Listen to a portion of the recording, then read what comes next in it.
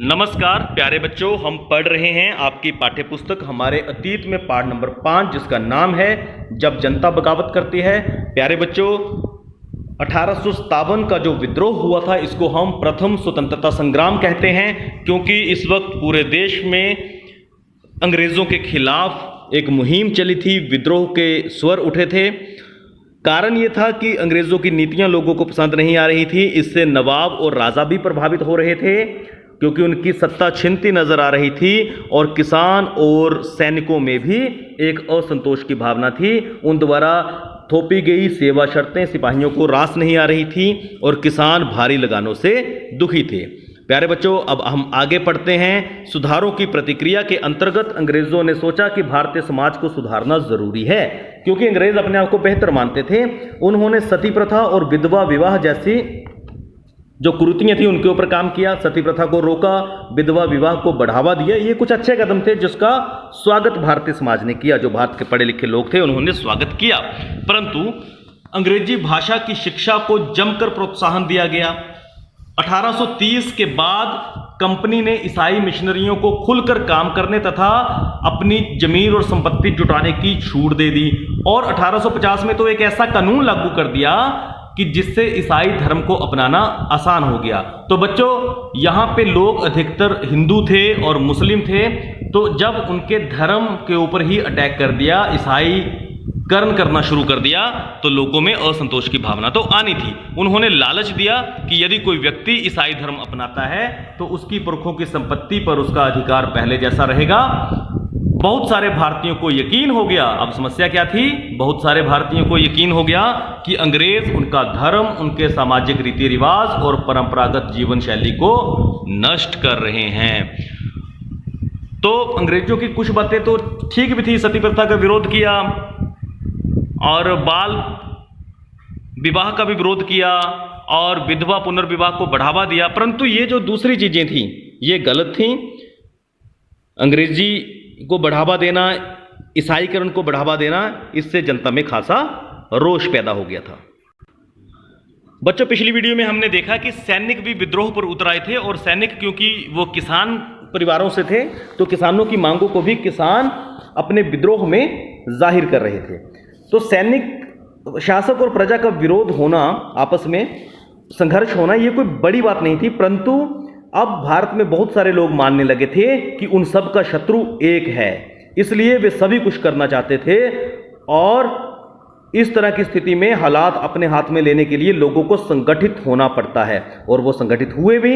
और 1857 में जो स्थिति बनी, फतह और शासन के 100 साल क्यों लिखा? क्योंकि 1757 में प्लासी की लड़ाई में जिसमें नवाब सिराजुद्दौला हार गया था, नवाब सिराजुद्दौला के हारने के बाद अंग्रेजों ने इतने बड़े विद्रोह का सामना नहीं किया था, जहां पे पूरे देश भर में उनके विरुद्ध बगावत हुई।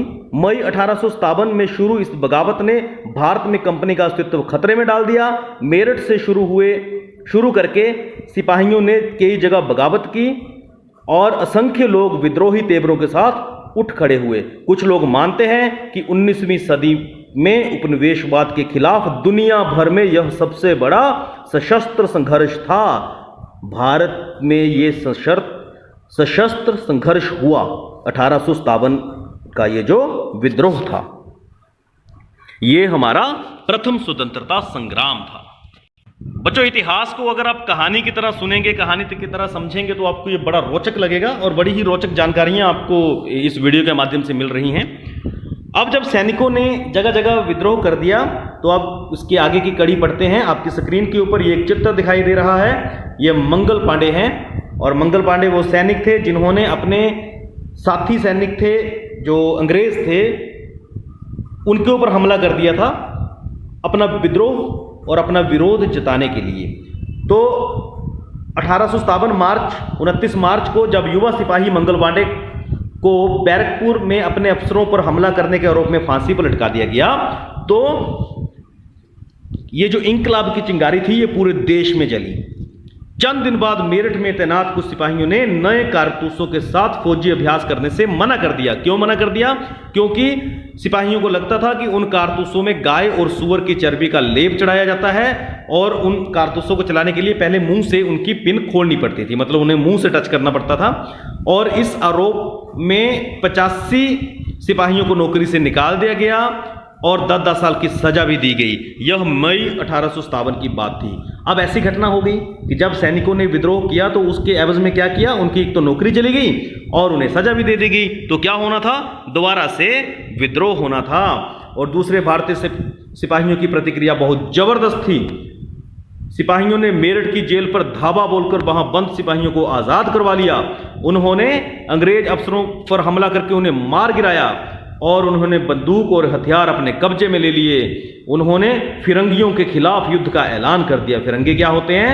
वे लोग जो बाहर से यहां पे आके लोगों पर हुकूमत कर रहे थे। सिपाही पूरे देश में अंग्रेजों के शासन को खत्म करने पर आमदा थे।